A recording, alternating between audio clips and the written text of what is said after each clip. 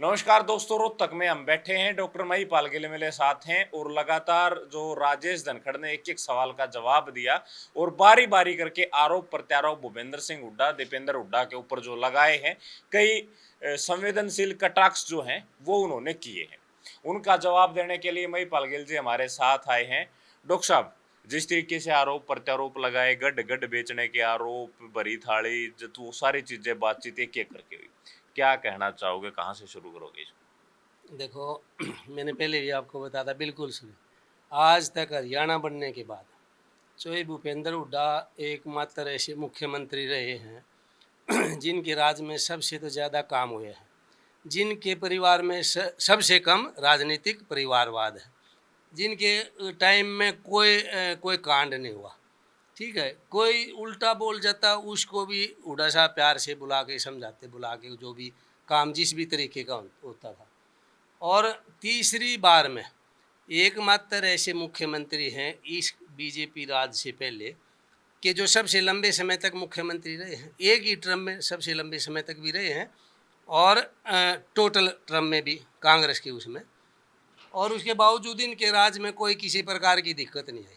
और तीसरी बार में भी आप पूरे राज की देखो, चाहे बंसीलाल के टाइम में एक बार दोबारा सरकार आई थी, लेकिन इतने जैसे रिवासा कांड हो गया था, इमरजेंसी हो गई थी, पिपली कांड हो गया था, तो 3 एमएलए आए थे सोई बंसीलाल के टाइम में कांग्रेस के। मतलब उनको तो उस टाइम वे सेंटर में चले गए थे, फिर बनारसी दास जी को बना दिया था।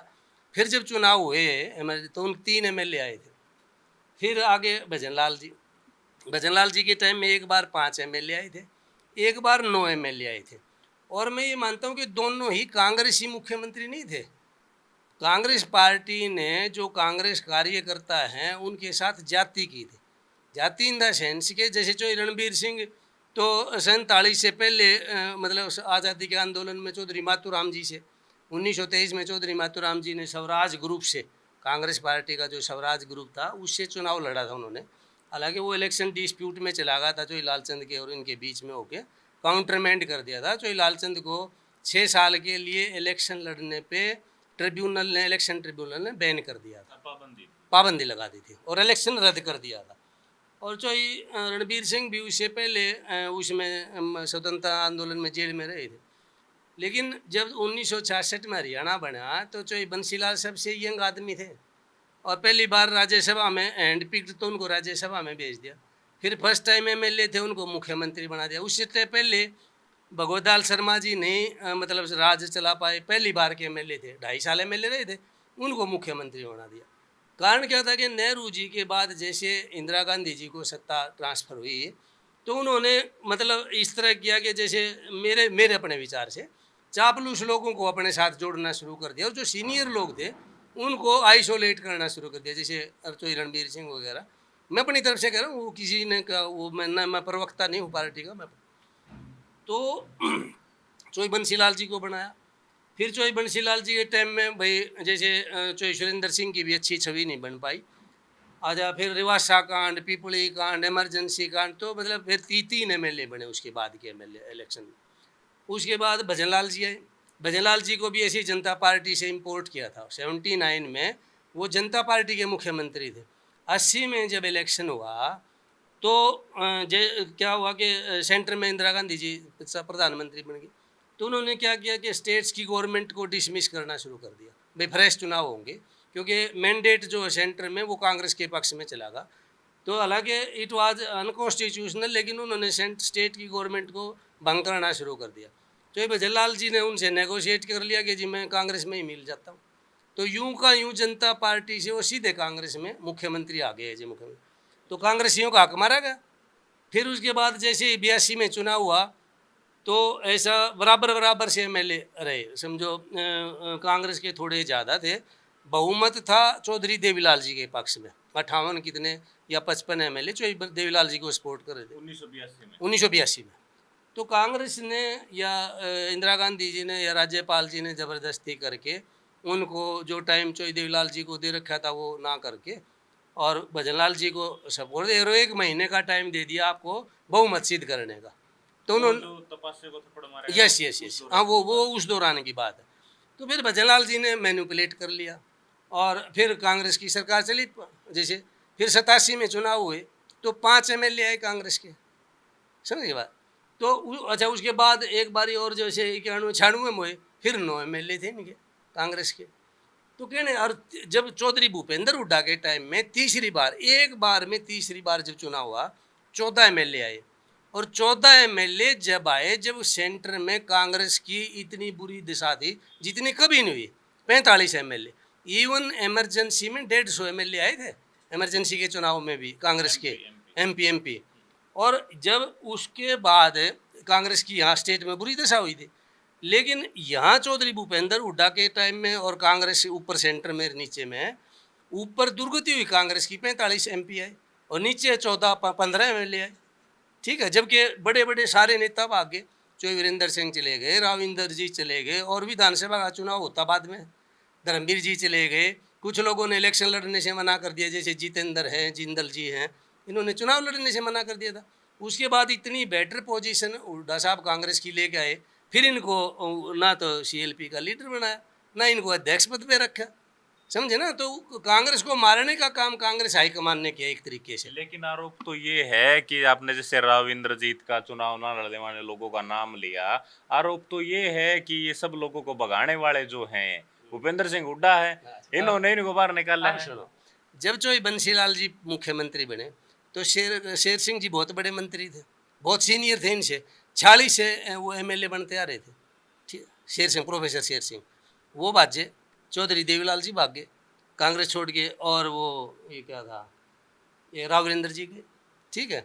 भजनलाल जी जब आए, बनारसी दास गुप्ता जी गए, चौधरी बंसीलाल जी गए, ठीक है। तो कोई भी यही को प्रॉब्लम हो जाती है, ये कोई नहीं भगाते। जो सेंटर में कांग्रेस का तो जो हाईकमान है वो तो भाई नेहरू गांधी परिवार के पास है ताकत, तो उनसे भाग्य इन्होंने क्या भगाया, वो उनको एडजस्ट करते, ऊपर करते, दाएं बाएं करते, किसी में संगठन में करते और कुछ करते।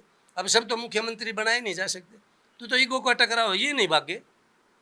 जब चोई बंसीलाल जी मुख्यमंत्री बने हैं तो चोई रणबीर सिंह ना भाग्य, समझे ना। तो ये तो एक पार्टी के प्रति, आपकी पार्टी के प्रति लॉयल्टी है कि आपको एक सत्ता चाहिए, भाई हुकोर कुरुक सत्ता चाहिए, क्या ये मायने रखता है। लेकिन आपके पुराने साथी रहे हैं, आजकल वो बीजेपी में हैं, कृष्ण मूर्ति हुड्डा, वो ये कहते हैं, वो कहते हैं कि बोला रेड्डी कांग्रेस बनी जब इमरजेंसी का दौर था, बोला ये तो पार्टी छोड़ के भागे थे और 3 साल तक बोला रेड्डी कांग्रेस में रहे, ये कहाँ से उन गांधी नेहरू परिवार के लोयल हो गए। उस टाइम पे कांग्रेस का विभाजन हुआ था, कांग्रेस में काफ़ी, जैसे एक टाइम में मुरारजी देसाई के साथ एक कामराज जी होते थे और एक ये रेड्डी साहब हो गए, जैसे जो सीनियर लोग थे उनका आपस में टसल थी, जैसे स्टेट लेवल पे हो जाती है ऐसे ही सेंटर लेवल पे था। जब भी सत्ता एक उससे दूसरी जनरेशन में जाती है तो आमतौर पे इस तरह का होता।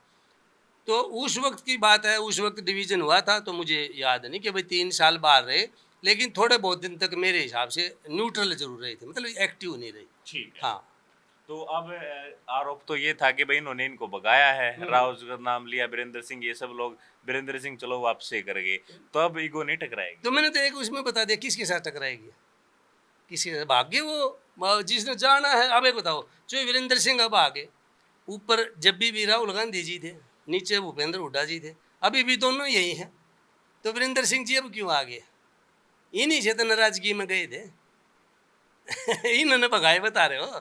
फिर अब ये यहाँ अब क्यों आगे, मेन बात ये होती है कि जहाँ आपके मतलब स्वार्थ सिद्धि जहाँ पर होती है ना, वहाँ जाते हैं।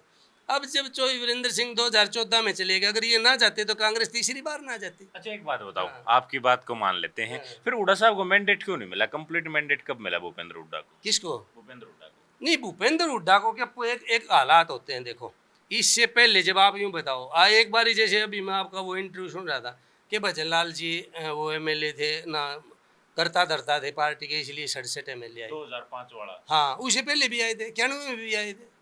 बात ये थी कि वोट पड़ते हैं विरोध में कि भाई पहले सरकार ने क्या किया है, अब उसका अल्टरनेट ढूंढने में लोग क्या चाह रहे हैं, समझ गए ना। जब मैंने तो 2 आपको बता दिया, जो वीरेंद्र सिंह अध्यक्ष थे जब भी 67 आगे थे, भजनलाल जी थे जब भी 67 आगे थे, और मैं तो ये कह रहा हूँ कि जो भूपेंद्र सिंह हुड्डा जी के टाइम में तो तीसरी बार कांग्रेस आई है। तीसरी बार में कोई किसी का आप पिछला रिकॉर्ड देखो, मैंने आपको बता दिया, एक बार ही 3 एमएलए आए थे। नहीं भूपेंद्र सिंह हुड्डा वो तीसरी बार कब आई? नहीं, तीसरी बार में एमएलए 14 सबसे ज़्यादा, सबसे ज़्यादा, नहीं तो 3, 5, 9, ये रिकॉर्ड था। और इनके टाइम में कोई कांड नहीं हुआ, कोई हड़ताल नहीं हुई, कोई धरने प्रदर्शन ना किसानों के, ना स्टूडेंटों के, ना एम्प्लॉय के। क्या होगा, छोटी मोटी एक दिन होगी भाई, कोई छोटी मोटी झड़पड़ होगी हो। लेकिन जिस तरीके से जैसे भाई आप रिवासा कांड होया, जैसे मैम कांड होया, जैसे सतनाली कांड होया, जैसे ये कंडेला कांड होया हैं, जैसे रणबीर सुहाग की हत्या करी गई, टीचर थे यूनिवर्सिटी में, जैसे सुशीला देवी की हत्या करी गई, ठीक है, जैसे वो चेल था वो जो एक बंसीलाल जी की पार्टी के थे यहाँ पर, भजनलाल जी के टाइम में पुलिस ने इनकाउंटर किया था इधर गुहाना के पास में। तो इस तरह की कोई घटना नहीं, समूथ था बिल्कुल। लेकिन आरोप तो ये लगता है कि बोले भूपेंद्र सिंह हुड्डा को जो मास लीडर करके प्रोजेक्ट करते हैं ना, बोले ऐसा कुछ है नहीं, बोले ऐसे कर देते हैं। मास लीडर बोले ही है। 2005 का बोले भजनलाल की सरकार ली, उनकी अध्यक्षता में 2009 में कांड इसके कुलदीप बिश्नोई के एमएलए तोड़े गए। जब सरकार बनाई 2014 में इनकी आई नहीं, 2019 में इनकी आई नहीं, 2024 में जब पूरा हिंदुस्तान रुक के मार रहा था तब इन्होंने आड़े नहीं दी, बोले इनके ऊपर आरोप है। दूसरा एक आरोप और लगा कि भाई 2019 में जेजेपी वाले जब बीजेपी के साथ गए तो जेजेपी के लोग आज भी बयान देते हैं कि हम भूपेंद्र हुड्डा के पास गए थे कि आप अपनी सरकार बनाओ और हम आपको 10 विधायकों का समर्थन देते हैं। भूपेंद्र हुड्डा ने मना कर दिया कि हम नहीं बनाएंगे। जो भूपेंद्र हुड्डा के स्टेटमेंट मैंने सुनी थी, वो ये कह रहे थे कि हमने इनको मुख्यमंत्री तक का भी ऑफर कर दिया था,